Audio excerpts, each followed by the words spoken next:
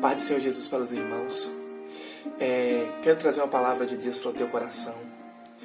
Falar a respeito de Pedro. A Bíblia vai nos relatar no livro de Lucas, no seu capítulo 22, a respeito de uma suposta ceia que ocorreu, a última ceia com Jesus Cristo. A Bíblia vai nos contar que Jesus ele começa agora a revelar para aqueles discípulos a respeito de alguém que teria de trair a Jesus, que estava ali entre eles.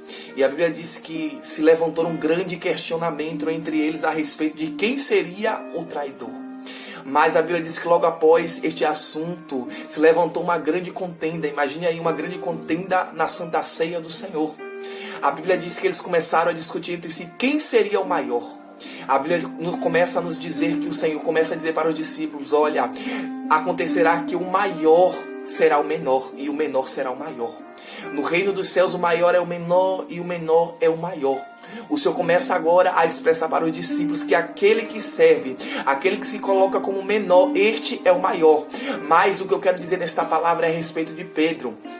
A Bíblia diz que logo após esse assunto ser gerado no meio daqueles discípulos, a Bíblia diz que o Senhor começa agora a se dirigir a Pedro, falando o seguinte: Pedro, Pedro, Satanás pediu para te cirandar como trigo, mas eu roguei ao Pai para que a tua fé não desfaleça. E tu, quando se converter, ajuda teus irmãos.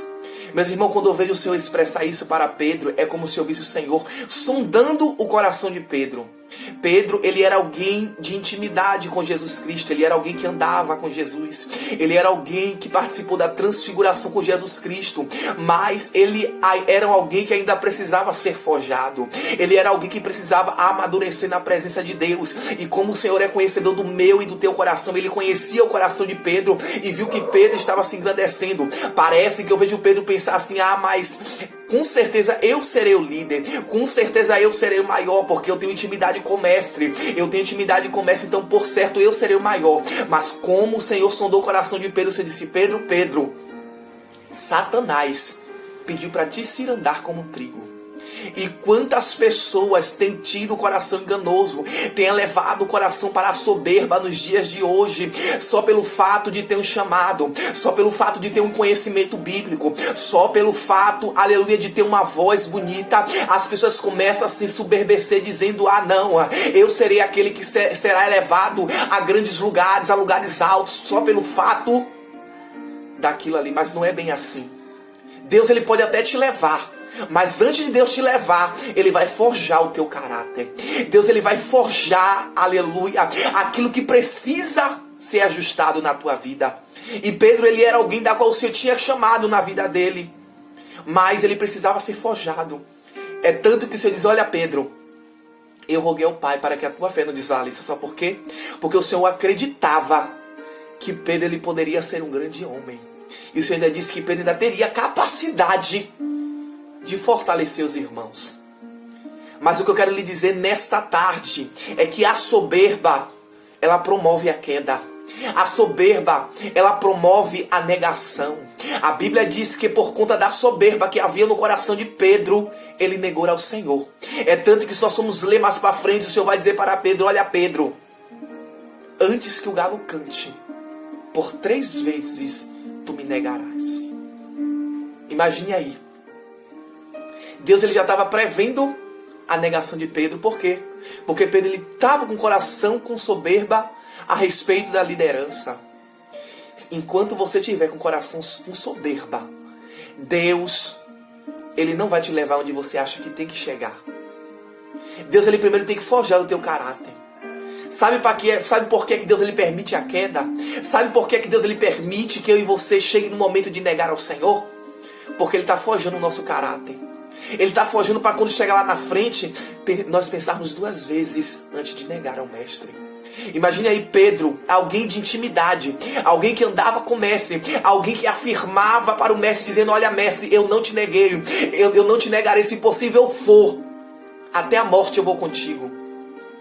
Imagine aí, a Bíblia diz que Pedro, quando Jesus Cristo ele é levado com os soldados, que ele segue até onde Jesus está sendo levado, que ele chega até aquele pátio ali.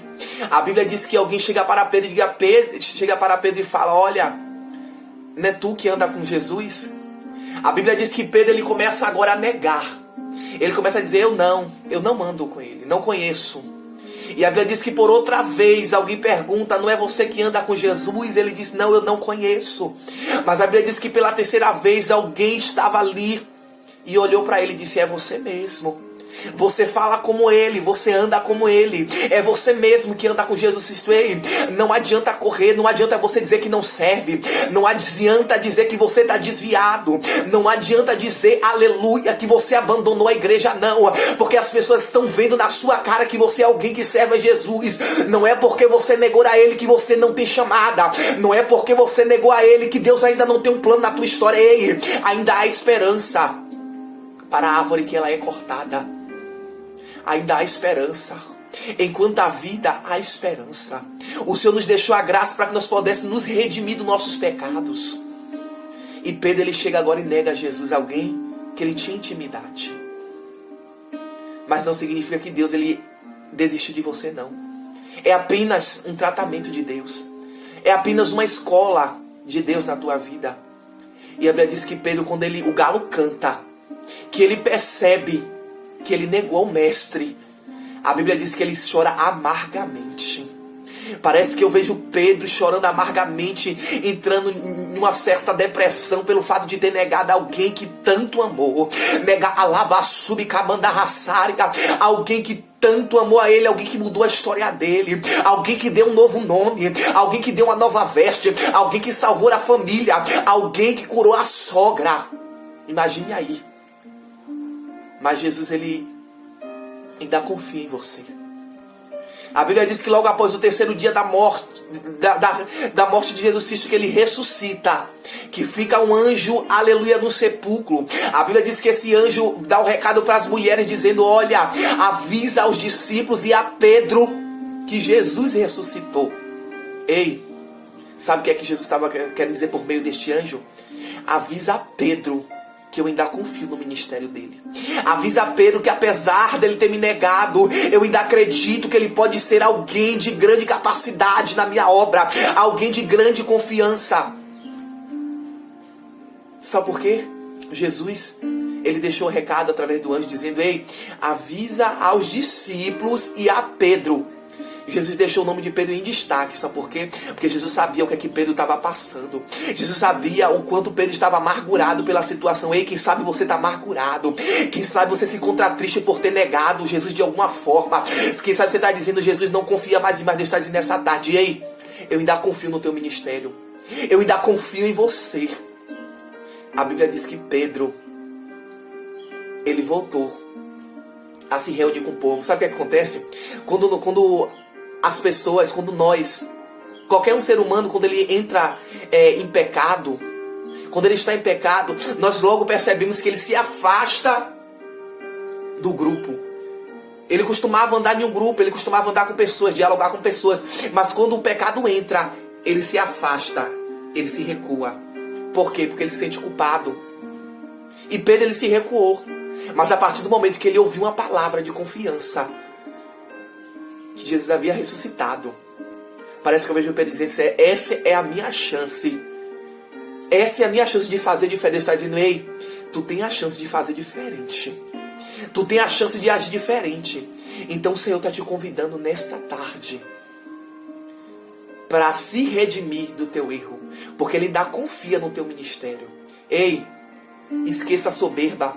Esqueça quem vai ser o maior, quem vai chegar primeiro lá, quem vai cantar melhor, quem vai pregar melhor. Esqueça. Deixa o chamado de Deus fluir na tua história. Deixa a chamada de Deus arder no teu coração de forma prudente, de forma direcionada e guiada pelo Espírito Santo, que você verás aonde Deus vai te levar. Assentarás entre os príncipes da terra. Não porque você é o melhor, não, mas porque você merece por meio da humildade de Deus no teu coração. Fica com essa palavra em nome de Jesus.